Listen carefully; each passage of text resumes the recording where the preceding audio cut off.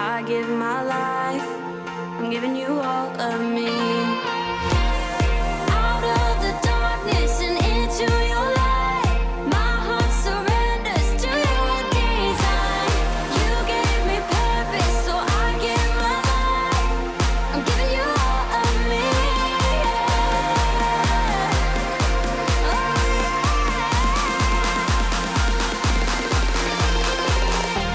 Forever I will lift my voice. Forever you will be my choice. Forever I will stand for you. I'm giving you all of me. I'm giving you all of me.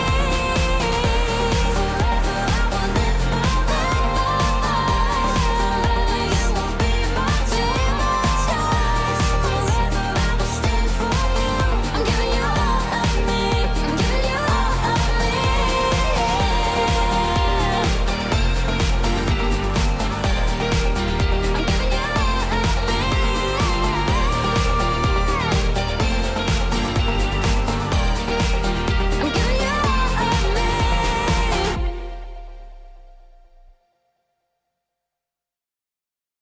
Stories of the Bible. Joshua and Caleb.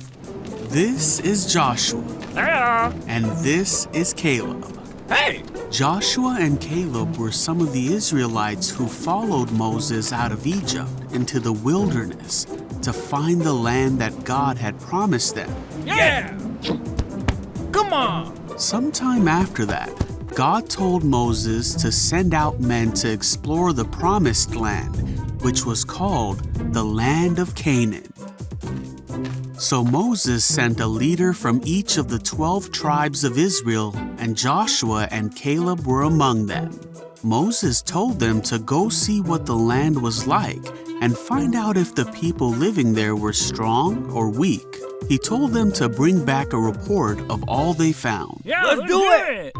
So the 12 men went and explored. While they were there, they found that the land was very good for crops. Rock at rest. They found a single cluster of grapes that took 2 men to carry. That's good! After 40 days, they returned to Moses and showed them the fruit they found. They said it was a land flowing with milk and honey, and that it was a good land.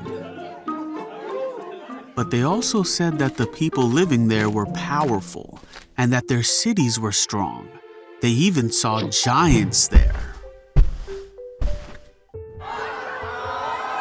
But Caleb said, "Let's go at once to take the land. We can certainly conquer it." Come on!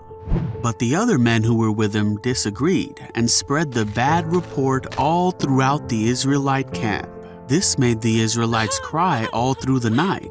They told Moses and Aaron that they wished they had died in Egypt or in the wilderness and asked for a new leader who would take them back to Egypt. Moses and Aaron fell face down on the ground. Joshua and Caleb tore their clothing.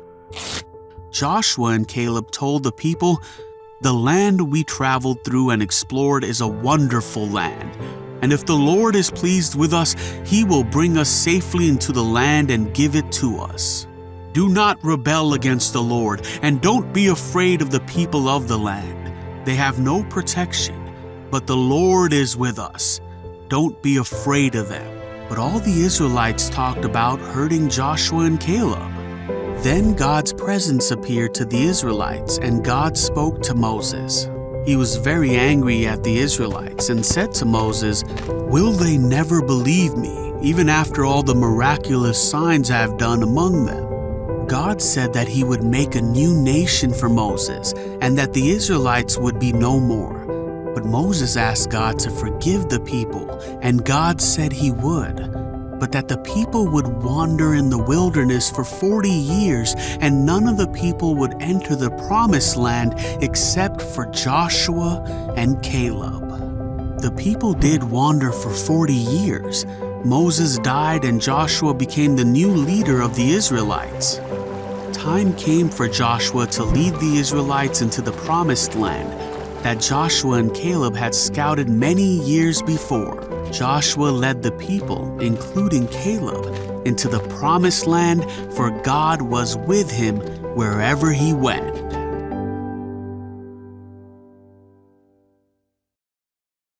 What's up, everyone, and welcome to Be Bold, a new collab show where we are continuing my tradition of reviewing some of the best, but this time, I'm not alone. Jerry! Whoa! Oh! Hey, everybody! I'm Greg the Adventure Guy, and Jerry's been so nice to have me on his show where he's gonna pick something new for me to test out as part of his review. That's right, the biggest, boldest, most awesome toys and gadgets. Being bold is all about being courageous and confident, and no one is more courageous and confident than my buddy, Greg. This is Greg and Jerry Be Bold!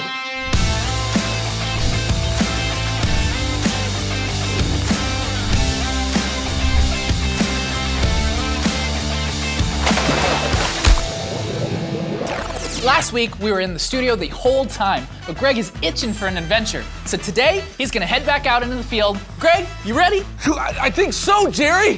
Whoa, this thing's awesome. Today, we're gonna be reviewing this state-of-the-art motor scooter, but before we get started, you wanna tell us a little bit more about it? Oh yeah, you know it.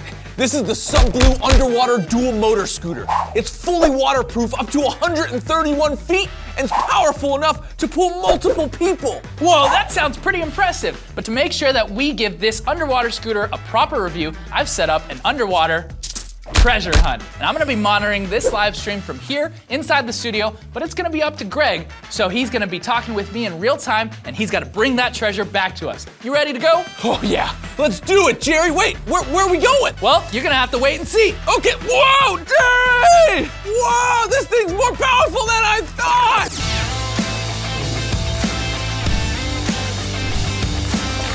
There's pirate treasure hidden below the depths of this pool. Greg's job is gonna be to ride the underwater scooter around until he finds all of it. We'll let you get comfortable with that scooter before we send you fully underwater. Sounds good, Jerry. I think I can do it.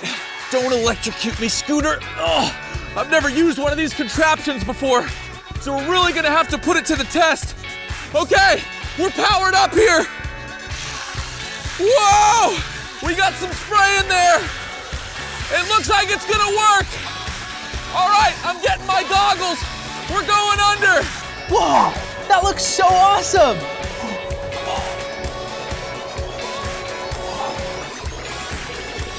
Nice, Greg, good job getting that one. Whew. That thing is so fast. You see the thrust on this scooter? Ooh, this thing can take turns real tight. Oh, and another piece. Good job, Greg. This underwater scooter's amazing. Look at this image quality. Wow, you can really see everything. Whoa, guys, do you see what I'm seeing? Greg, get that one. You got it. You're so close. Oh, yeah, good job. Oh, Greg, you just found 2 pieces. Good job.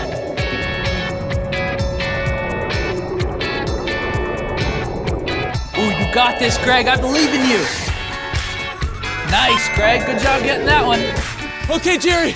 So, change of plans. How high up We he had to is. get to the top of the pirate ship to actually see the last piece of treasure down there at the bottom. And I think I got a visual of it. The only way down is this trusty hatch right here. You gotta we gotta jump. get jumping. You got this, Greg. So here we go. Here we go. Count 10, of 3. 1, 2, 3. Go, Greg! Oh, he's underwater. Oh, Greg. Greg. Oh, he's okay. He's okay, guys.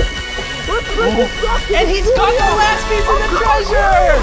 Good job. Go ahead and bring that piece back to the studio, and we'll see you soon, Greg.